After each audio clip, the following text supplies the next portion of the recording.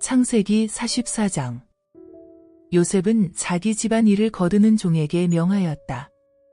저들이 각자 가지고 온 자루에 곡식을 팍팍 눌러서 넣을 수 있을 만큼 채워라. 그리고 그 자루에 그들이 가져온 돈도 각각 도로 집어넣어라. 그리고 그들의 막내 동생이 가져온 자루에는 내가 늘 쓰던 은잔도 함께 집어넣어라.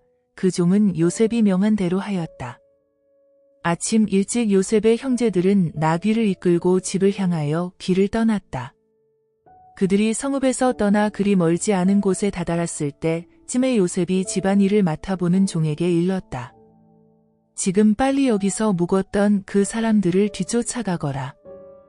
내가 그들에게 다다랐을 때 이렇게 그들을 다그쳐라. 그렇게도 너희를 잘 대해 주었는데 너희가 어째서 이렇게 나쁜 짓을 한단 말이냐? 너희가 어쩌자고 우리 주인님이 쓰시는 은잔을 훔쳐갔느냐? 그 은잔은 우리 주인님께서 술 드실 때 쓰시기도 하고 또 점칠 때에도 쓰시는 것인데 그것을 훔쳐가다니 말이나 되는 소리냐? 너희가 정말 해서는 안 될 짓을 하고 말았구나. 요셉의 집안일을 맡아보는 종이 그들을 쫓아가 그대로 말하였다. 그러자 그들이 그게 무슨 말이냐는 듯이 대답하였다. 아니, 그게 무슨 말씀이십니까? 우리가 은잔을 훔쳐가다니요? 맹세코 우리는 그런 짓을 하지 않았습니다. 아시다시피 우리는 지난번 곡식자루에 들어있던 돈까지 도로 가져오지 않았습니까? 그런데 우리가 은잔을 훔쳐가다니요. 더구나 당신의 주인님 집에서 그런 귀한 물건을 훔쳐낸다는 것은 말도 안 됩니다. 만일 우리 가운데에서 은잔을 가지고 있는 사람이 있다면 그를 죽여도 좋습니다. 그리고 나머지는 모두 당신의 종이 되겠습니다. 그러자 요셉의 종은 좋소. 그렇다면 찾아봐서 은잔이 나오는 사람만 내 종으로 삼겠소. 다른 사람들은 집으로 돌아가도 좋을 것이오 하고 대답하였다. 그래서 그들은 지고 있던 자루를 내려놓고는 각자 자기들의 자루를 풀어놓았다. 요셉의 종은 각 사람의 곡식 자루를 뒤지기 시작하였다. 마지에서부터 막내에 이르기까지 그들의 곡식 자루를 샅샅이 뒤졌다. 그런데 베냐민의 곡식 자루에서 은잔이 나왔다. 형제들은 어찌할 줄 몰라하며 너무나 괴로워 자기 옷을 찢었다. 그리고 짐을 다시 나귀 위에 싣고는 떠났던 성으로 돌아왔다. 그들이 요셉의 집으로 돌아왔을 때 요셉은 여전히 집에 있었다. 그들은 요셉 앞에 무릎을 꿇고 땅에 엎드려 절하였다. 그러자 요셉이 입을 열었다. 어쩌자고 너희가 내게 이런 짓을 하였더란 말이냐? 너희가 이래도 되는 것이냐? 내가 점을 쳐 이런 짓을 너희가 한 것을 못 알아낼 줄 알았더란 말이냐? 그러자 유다가 말하였다. 우리가 입이 10개라도 드릴 말씀이 없습니다. 우리가 그런 일을 저지르지 않았다고 무엇으로 증명해 드릴 수가 있겠습니까? 참으로 답답한 마음뿐입니다. 우리가 잘못한 것을 하나님께서 이렇게 분명하게 드러내시니 뭐라 말씀드릴 수가 없군요. 은잔을 가지고 있는 저 막내뿐 아니라 우리 모두가 당신의 종이 되겠습니다. 그러자 요셉은 아니다. 그럴 필요 없다. 또 나는 너희가 다 그렇게 되기를 바라지도 않는다. 내 은잔을 가져간 사람만 내 종이 되면 된다. 나머지는 집으로 돌아가거라. 너희 부친에게 걱정을 끼쳐서는 안 될 것 아니냐 하고 말하였다.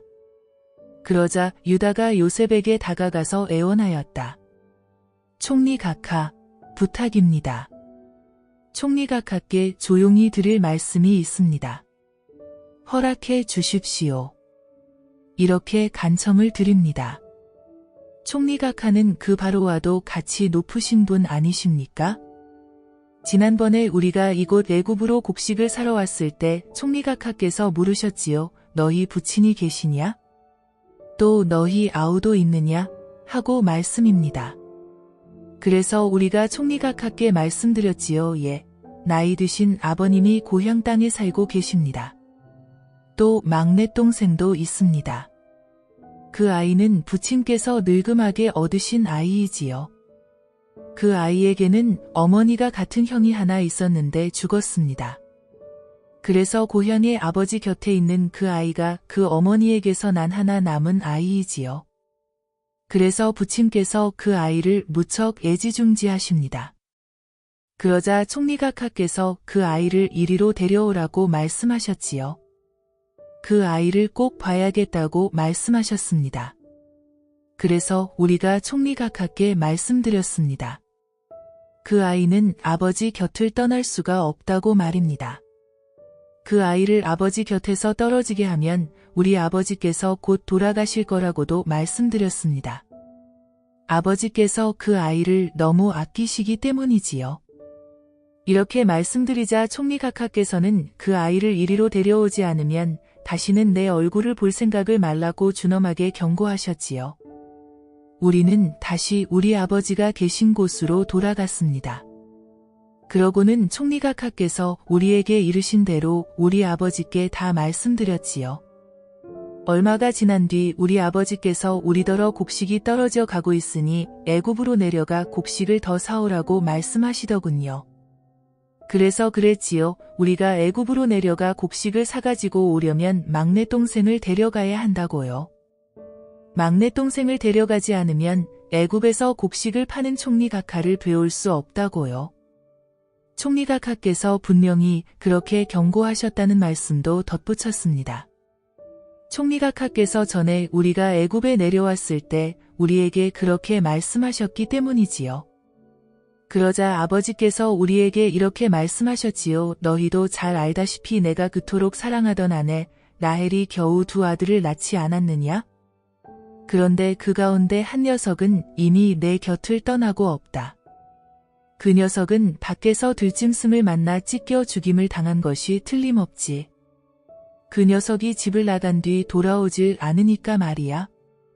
그런데 이번에는 너희가 하나 남은 이 아이마저 데리고 가겠다면 난 어쩌란 말이냐?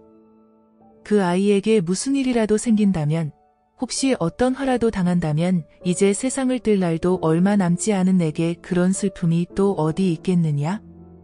그런 슬픔을 가슴에 간직한 채 너무나 괴로워하다가 결국은 세상을 하직할 것 아니겠느냐? 그러니 얘들아, 그것만은 안 된다. 유다는 계속해서 말을 이었다. 이토록 우리 아버지께서 이 아이를 애지중지하십니다.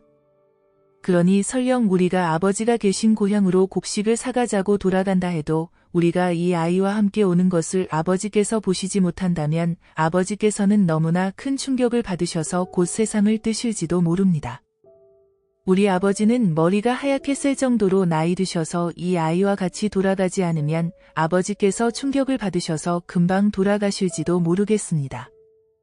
그렇게 되면 결국은 우리가 우리 아버지를 돌아가시게 하는 거나 마찬가지이지요. 제가 아버지께 분명히 말씀드렸습니다. 이 아이를 책임지고 다시 데리고 오겠다고요. 만일 그렇게 하지 못할 경우에는 목숨 걸고 책임지겠다고 말씀드렸지요. 그러니 총리각하, 제발 부탁입니다. 제가 막내 동생을 대신하여 총리각하의 종이 되겠습니다. 그러하오니 제발 이 아이만은 꼭 돌아가게 해주십시오. 이렇게 간청드립니다. 이 아이가 우리 형제들과 함께 고향으로 올라가게 허락해 주십시오. 이 아이를 두고 어떻게 우리만 고향으로 돌아가겠습니까? 우리 아버지께서 우리만 돌아오는 것을 보시고 충격을 받으셔서 슬픔을 가누지 못하고 그냥 세상을 떠나시게 할 수는 없는 일 아닙니까? 총리각하, 하오니 선처를 부탁드립니다. 이렇게 2손 모아 총리각하께 빕니다.